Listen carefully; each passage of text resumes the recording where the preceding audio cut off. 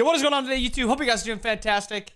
Today's video, we're talking about things that you need to be doing or things you need to think about in every single game if you want to just become a better Smite player, if you want to become a better teammate, whatever it is, just to become better with the game of Smite, win more ranked games, whatever it is.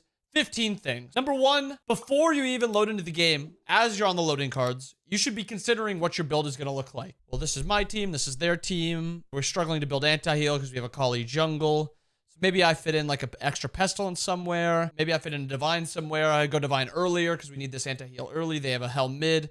Whatever it is, you should be thinking about what your full build is going to be. It can change. It 100% can change. But just having an idea of what you're going to be building will help out immensely as you're backing, being able to buy quickly, and then getting back out of base, saving those precious seconds. Number two, you should be imagining how the laning phase is going to go, whether you're a jungler, mid laner, ADC solo, even a support. Think about what's going to be happening. Are we going to be winning, pushing forward? Okay, well, if that's happening, I got to keep an eye on the jungler. Where's the jungler going? Are we going to be losing? It doesn't really matter as much where the jungler's going. Maybe I'll put a defensive ward here. Maybe I need to ward because we're going to be winning so hard, and I want to get that nice aggressive ward so I can see when the enemy jungler's coming. In mid lane, we can't really fight this all too well. Maybe we'll just try to give it up, trade the mid camps. Whatever it is, you should be thinking about how the laning phase is going to go. Is there anything you can do to stop that?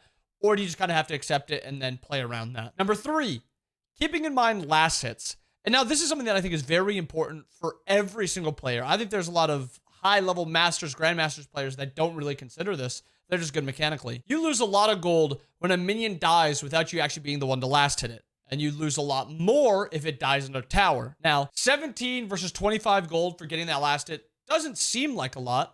But every single wave that you are losing 8 gold, it's 24 for all the melees. And then it's 5 that you're going to be losing if you don't get last hits on the archers. So you're going to be losing 39 gold every single wave that you do not properly last hit. This is more important early game. Late game, you kind of just run by and one-shot stuff. Sometimes it's like a timing thing and you only really care about the XP and you want to get to your red buff or whatever it is. But you should always keep in mind last hitting or trying to get that last hit. And even getting that last hit under tower gets you an additional 2 gold. So there's always something to consider when you are going to try to farm. Number 4, when you're out there farming, you should be thinking about what your next item spike is going to be. And there's going to be a difference between what you need and what you want. Your need is maybe something like, oh, I need to at least get this off the back. That's what you're going to be like here. I want to at least get a tier 1 here. This tier 1 is 600 gold. So I do not want to back no matter what unless I'm getting this 600 gold spike minimum. What do I want to get? Well, I really want this. Maybe you have tier 1 Bancrofts and the tier 1 Bancrofts 600 gold, tier 2 Bancrofts 1400 gold. Maybe it's, ooh, I really want to farm for this 1400 though. If I can get this is a master spike, 60 gold or 60 power, 55 power, whatever it is. This is what I want to get, and this is what I'm going to strive for. If I can't get it, no biggie. I'll get that 600. That's like the need. I need to at least to be backing for this. And then if you need to back because you're low on health or mana, then that's a different story. But you should be considering that next spike that you need. Number 5, consider wards. And now this is not like a, oh, don't forget to ward, because that's basic, that's boring, that's dumb. You obviously know to ward. But 1, do you actually need wards on the map right now? Is there plenty out there that your ward isn't really going to be doing too much? Maybe just grab 1 basic ward. Do you need a sentry? Do you really need that 120 gold sentry early game? Does it matter that much for you to de-ward their ward on your defensive side? No, not really. Just consider what type of ward do you need. Do you want the trap ward? Do you want the bird ward, sentry ward, whatever it is?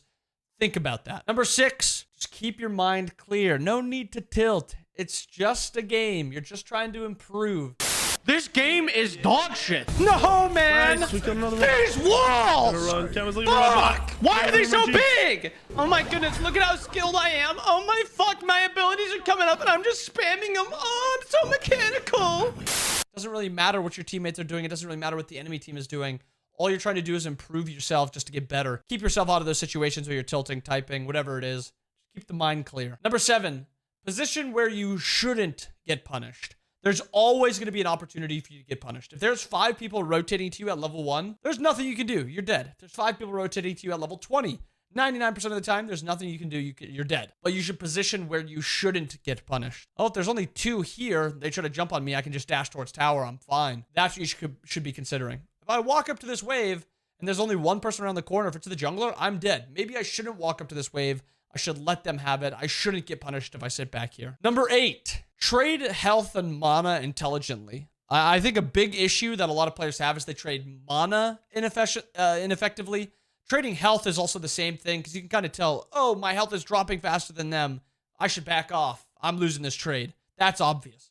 When it comes down to mana, maybe you're a soul laner or an ADC and you don't have this access to that MP5 from blue buff, or if you don't have a ton of MP5 items. Should I be taking this trade with my abilities here, or should I trade maybe a couple autos and then back up? I'm low. I've got 100 mana left. If I cast my 1 here to clear these 2 minions, I won't have enough mana to cast on this next wave. That's something you should consider. Don't use your mana all willy-nilly. Number 9, how will your team want a team fight?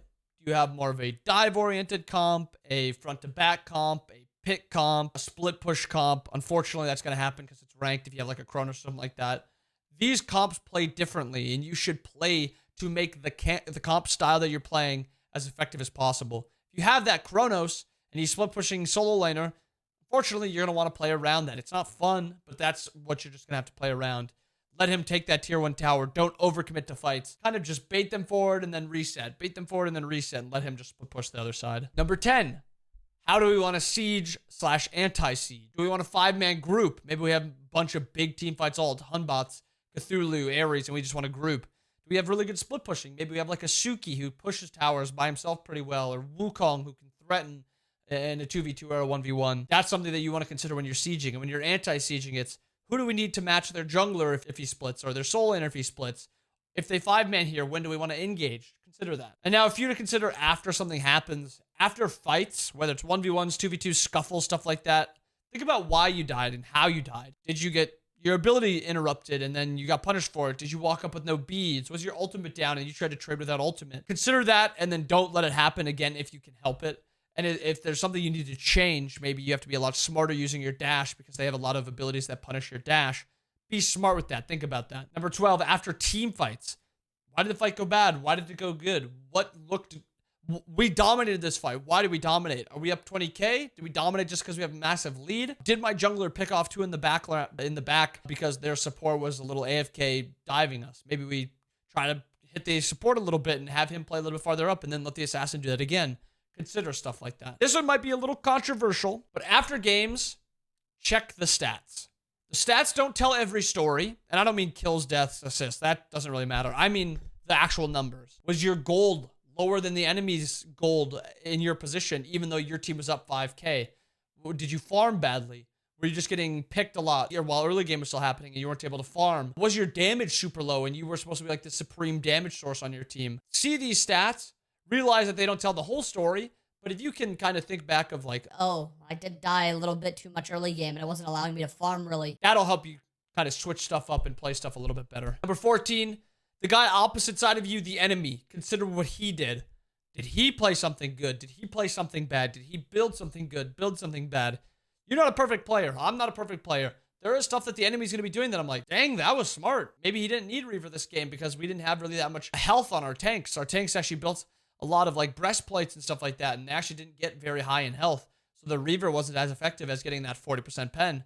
Whatever it was, just consider what they did. Is it smart? Was it good? Was it bad? Whatever. And then number 15, the overall feeling of your performance. If you have a really good game that you think you dominated in, there's 100% stuff that you can still improve on. But it is good to kind of dwell in those feelings of, okay, I played this game well. This is how I can play. This is what I should look back at and be like, this is what I want to strive for. Consistency of doing this. Because you're not going to be a consistent player. You are going to have games where you go 1-14 on Izanami. It does happen sometimes. But just kind of think about, why did that game go wrong? Was I happy with my own performance? Was I not happy? Whatever it was, just consider stuff like that. If you do these 15 things, apply them into every game that you are playing, instantly you're going to shoot up in rank. But beyond that, you're just going to become a better player. You're going to become more consistent. And honestly, the game will just become a little bit easier for you. That's the video. Let me know what you guys think. Do you guys have any tips and any things that you guys think about in every single game that kind of helps you and improves you? Drop them down below. I'm interested to see what you guys think. But I hope you guys enjoyed the video. Hope you guys have a wonderful rest of your day. I'll see you guys again next time. Peace.